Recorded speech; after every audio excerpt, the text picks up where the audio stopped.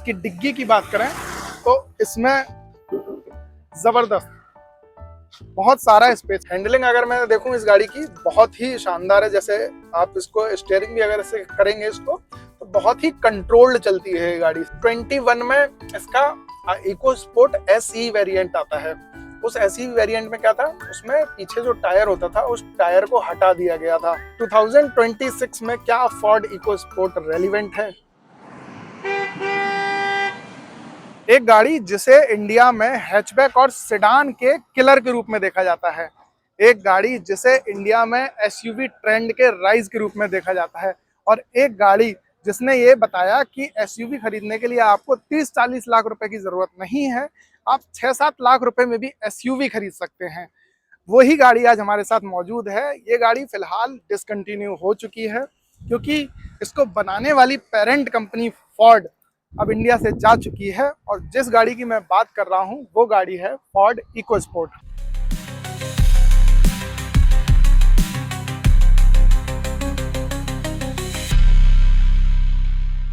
India में 2013 में Ford eco sport launch हुई थी। शुरुआती कीमत 5.79 लाख रुपीस। इतने प्राइस में उस वक्त किसी भी हैचबैक का ऊपर का वेरिएंट आ जाता था और सेडान का इनिशियल यानी बेस वेरिएंट आता था। उस प्राइस में फोर्ड ने एक ऐसी एसयूवी जिसे बाद में कॉम्पैक्ट एसयूवी का नाम दिया गया लॉन्च की और इसने पूरे मार्केट को ही बदल के रख दिया। इसका सबसे आइकॉनिक और जो सबसे आई कैचिंग फीचर जिसकी वजह से ये गाड़ी इंडियन मार्केट में अपनी जगह बना पाई वो था इसका पीछे का टायर। सबसे पहले हम गाड़ी का ओवरव्यू देखेंगे कि इस वक्त 2026 में फोर्ड इको स्पोर्ट जो आपको आमतौर पे अभी भी सड़कों पे हजारों की संख्या में आपको नजर आ जाती हैं। जगह जगह आपको फोर्ड इको स्पोर्ट हमेशा नजर आ ही जाती है। तो हम देखेंगे सबसे पहले इसका ओवरऑल इसका ओवरव्यू और फिर उसके बारे में हम और बात करेंगे। तो ये गाड़ी जो अभी फिलहाल यहाँ पर खड़ी है ये इसका एम्बिएंट वेरिएंट है। 2016 मॉडल एम्बिएंट का डीजल मॉडल यानी कि बेस वेरिएंट इसको कह सकते हैं। तो इसकी हम बात करें तो बेस वेरिएंट में क्या क्या मिलता था, इसमें कोई एलॉय व्हील आपको नहीं मिलता था, इसमें रूफ रेल्स भी नहीं मिलती थी। तो इसमें रूफ रेल्स अलग से डलवाई गई है। इसमें फ्रंट की 2 पावर विंडोज मिलती थी, रियर पावर विंडोज इसमें नहीं होती थी। और इलेक्ट्रिकली एडजस्टेबल ORVMs हैं लेकिन ये ऑटो फोल्ड नहीं होते हैं। और इसके अलावा इसकी डिग्गी की बात करें तो इसमें ज़बरदस्त बहुत सारा स्पेस, इसमें कुछ सामान रखा हुआ है, ज़बरदस्त इसमें स्पेस मिलता था। और ये इंडिया में उन चुनिंदा गाड़ियों में थी जो इस साइज़ में आती थी और इनमें साइड से खुलने वाली इसमें डिक्की होती थी। इसकी ओवरऑल लेंथ अगर हम देखें, इसकी ये जो विड्थ है वो अंडर सब 4 मीटर है यानी कि 3990 के आसपास इसकी ओवरऑल लेंथ है। एंड 200 mm का इसमें ग्राउंड क्लियरेंस भी मिलता है आपको। इस गाड़ी में पूरा ही जो सेटअप मिलता है लाइटिंग का हेलोजन के अंदर मिलता है। इसमें हेलोजन की जो इंडिकेटर है हेलोजन की, इसमें हेडलाइट है। इसमें कोई भी फॉग लैंप नहीं मिलती है, ना ही इसमें कोई DRL आता था उस वक्त।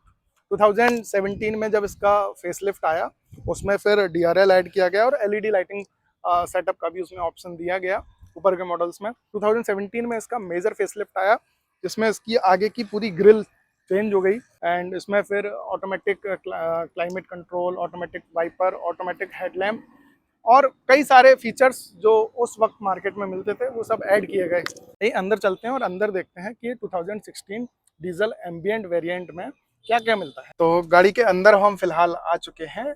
ये फोर्ड इको स्पोर्ट का एम्बिएंट डीजल वेरिएंट है। 1.5 लीटर में ये इंजन आता है। ये बेस मॉडल है और बेस मॉडल में आपको क्या कुछ उस समय मिलता था क्योंकि 2016 मॉडल है ये। तो बेस वेरिएंट में क्या क्या मिलता है देखिए, आपको स्टीयरिंग पर कोई भी आपको कंट्रोल नहीं मिलेगा, क्लीन स्टीयरिंग है। यहाँ पर हॉर्न है, इस तरफ आपको कोई भी एंटरटेनमेंट नहीं मिलता, ये अलग से फिटेड है। इसमें आपको ये नॉर्मल FM रेडियो वाला सिस्टम मिलता है, म्यूजिक प्लेयर मिलता है। इसमें आपको 4 स्पीकर जरूर मिलते हैं, 2 स्पीकर और 2 ट्विटर। यहाँ पे आपको AC के कंट्रोल्स मिलते हैं, मैनुअल AC है यहाँ पर पूरा सारा। इसमें कुछ IRVM भी जो है यहाँ पर ये मैनुअली डिमिंग वाला मिलता है आपको, ऑटोमेटिक नहीं होता है बेस वेरिएंट में। इसके अलावा 5 गियर आपको इसमें मिलते हैं, 5 गियर मैनुअल में मिलते हैं। और जो ऑटोमेटिक वेरिएंट आता था इसमें जो 2016 के बाद आना शुरू हुआ उसमें आपको 6 गियर का ऑटोमेटिक मिलता है। इससे पहले आपको 5 गियर मैनुअल मिलता है इसमें। सीट पे आप देख सकते हैं कि कितना स्पेस है, पीछे की सीट पे भी आपको ठीक ठाक स्पेस मिलता है।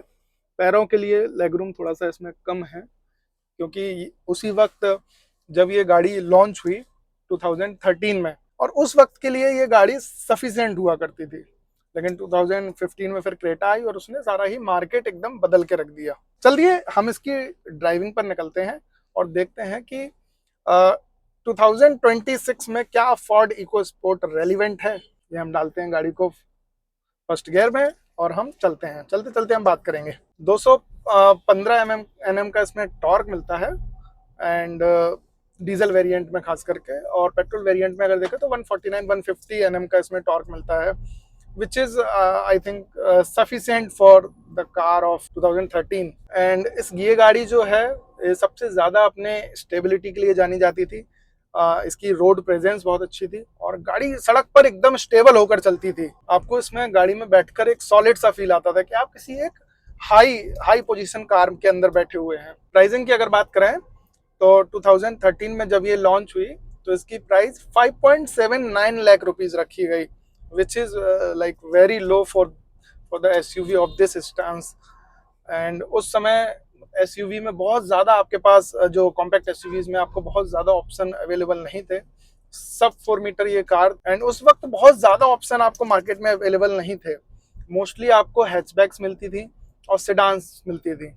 एसयूवी का ज़माना जो अभी फ़िलहाल चल रहा है वो ज़माना शुरू नहीं हुआ था, वो इस गाड़ी के आने के बाद ही शुरू हुआ। इसके बाद डस्टर आई, डस्टर के बाद Creta I, and so on. Handling अगर मैं देखूं इस गाड़ी की बहुत ही शानदार है। जैसे आप इसको स्टीयरिंग भी अगर ऐसे करेंगे इसको तो बहुत ही कंट्रोल्ड चलती है ये गाड़ी। फोर्ड इको स्पोर्ट की अगर मैं टाइमलाइन की बात करूं तो ये 2013 में लॉन्च हुई थी सबसे पहले। उसके बाद 2015 में इसमें कुछ कॉस्मेटिक चेंजेस हुए, बट 2017 में इसका मेजर फेसलिफ्ट आया। इसके बाद आपने देखे होंगे कि दो तरह की आपको फोर्ड इको स्पोर्ट दिखती हैं, एक पुराना वेरिएंट, एक नया वेरिएंट। नए वेरिएंट में ग्रिल थोड़ी सी बड़ी हो जाती है, स्पेस मैनेजमेंट थोड़ा बेटर होता है, फीचर्स बढ़ जाते हैं, ऑटोमेटिक इसमें वाइपर आ जाते हैं, ऑटोमेटिक हेडलाइट्स आ जाती हैं, और भी कुछ चीजें चेंजेस इसमें आ जाते हैं। बड़ा फेसलिफ्ट था वो। 2021 में इसका इको स्पोर्ट एसई वेरिएंट आता है। उस एसई वेरिएंट में क्या था, उसमें पीछे जो टायर होता था उस टायर को हटा दिया गया था। 2021 ही वो ईयर था जब फोर्ड इंडिया को छोड़कर चली गई, एंड उसके साथ ही इको स्पोर्ट का भी कोई माई बाप नहीं रहा। ऐसा नहीं है कि हर गाड़ी परफेक्ट होती है, हर गाड़ी में कुछ ना कुछ अच्छाई होती है, कुछ ना कुछ कमियां भी होती हैं। फोर्ड इको स्पोर्ट में भी हमने आपको अच्छाई बताई और कुछ कमियां भी है, जैसे कि इसके क्लच को लेकर हमेशा लोग शिकायत करते रहे हैं कि इसमें क्लच बहुत ज़्यादा टाइट है, और जब मैं ये गाड़ी चलाता हूँ तो मुझे वो चीज़ फील होती है। इसकी क्लच बाकी की और गाड़ियों से कंपेयर करें कि आप लंबे रूट पर अगर इसको चलाते हैं तो आपके पैरों में दर्द होना लाजमी है। एंड इसके अलावा इसमें स्पेस की काफ़ी दिक्कत मिलेगी आपको। जैसे आप इसमें देखें स्पेस की कमी है। मैं यहाँ पे एकदम बैठा हुआ हूँ, जबकि पीछे बहुत ज्यादा स्पेस नहीं छोड़ा हुआ है, मैंने काफी सीट पीछे कर रखी है। तीसरा, लोग इसमें पावर की भी कंप्लेंट करते हैं, क्योंकि इसका जो पेट्रोल इंजन है उसमें 121 PS की पावर है, बट डीजल इंजन में उतनी पावर नहीं है। तो इसमें आई थिंक पावर थोड़ी सी और होती तो बेटर होता है इस साइज की गाड़ी के लिए। अब सवाल यही है कि क्या फोर्ड इकोस्पोर्ट 2026 में भी रेलिवेंट है? तो शायद नहीं।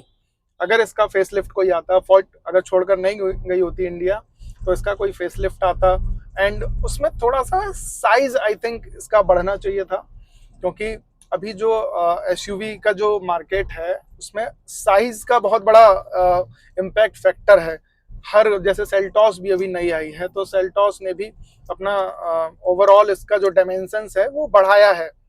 इसके अलावा क्रेटा फेसलिफ्ट भी अब नए डायमेंशंस के साथ आने वाली है, जो के सीरीज प्लेटफॉर्म पर आने वाली है। तो ओवरऑल अगर इस वक्त 2026 में अगर फोर्ड इस गाड़ी को या 2026 में अगर लेके आती है, तो उसको राइवल से compete करने के लिए उसको बहुत सारे चेंजेस की अब जरूरत पड़ेगी। जैसे डस्टर अभी आई है, डस्टर ने जिस तरह से फेसलिफ्ट में किया है, क्रेटा जो कर रही है, सेल्टॉस ने जो किया है, उस तरह से इसको साइज में एनहेंसमेंट चाहिए। उसके अलावा और भी बहुत सारी चीजें इसमें अब जरूरत पड़ेगी अगर ये इस वक्त आती है। क्या आप भी फोर्ड इकोस्पोर्ट ऑनर हैं? तो अपनी गाड़ी से जुड़े एक्सपीरियंसेस हमारे साथ शेयर कीजिए। और आपको अगर ये वीडियो पसंद आया है तो वीडियो को लाइक करें, कमेंट करें और चैनल को सब्सक्राइब जरूर करें। मिलते हैं आपसे अगले वीडियो में। देखते रहिए मोटर कार। मेरा नाम है दीप। नमस्कार।